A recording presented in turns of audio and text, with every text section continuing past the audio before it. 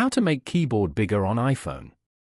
To get started, go ahead and open up the Settings application on your phone. Once you're here, scroll down and tap on Display and Brightness. This page allows you to adjust the screen brightness, switch between light and dark appearance, enable True Tone, and configure other display-related settings. Here, scroll down to the Display section and go to Display Zoom. Here, you can choose a view for iPhone. Note that larger text shows larger controls but default shows more content. Select larger text and then tap on Done at the top right corner.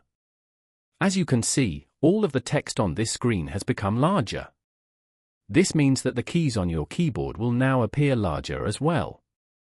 Following these steps, you can easily make keyboard bigger on iPhone. Thank you for watching. Please leave a like if this tutorial helped you, or leave a comment below if you have any questions related to the video.